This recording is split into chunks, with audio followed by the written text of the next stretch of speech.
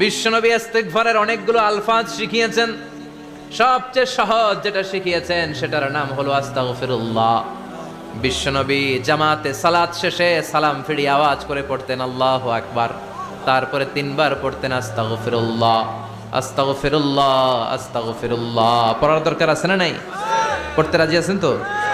সালাম ফেরানোর পরে কি পড়বেন? নাকি দোয়া করার জন্য পাগল হয়ে যাবেন? আল্লাহুম্মা আমিন ইয়া আরহামার রাহিমিন আছে না নাই? পাগল হয়ে যায় দোয়া করার জন্য, কিন্তু তাসবিহগুলো পড়তে চায় না। বিশ্বনবী লম্বা তাসবিহ পড়তেন, সালাম ফেরানোর পরেই আস্তাগফিরুল্লাহ পড়তে রাজি আছেন? আবার বিশ্বনবী বললেন, যে ব্যক্তি পড়বে আস্তাগফিরুল্লাহ আল্লাযী লা ইলাহা ইল্লা হুয়াল হাইয়ুল কাইয়্যুম ওয়া আতুবু ইলাইহি, যুদ্ধের ময়দান থেকে যদি কেউ পালিয়ে যায় তার কোনো মাফ নাই। এটা অনেক বড় কবিরা গুনাহ। আত-তাওয়াল্লি মিন ইয়াউমিজ যাহফ, যুদ্ধের ময়দান থেকে পালালে ওর কোনো মাফ নাই। বিশ্বনবী বলেন, যুদ্ধের ময়দান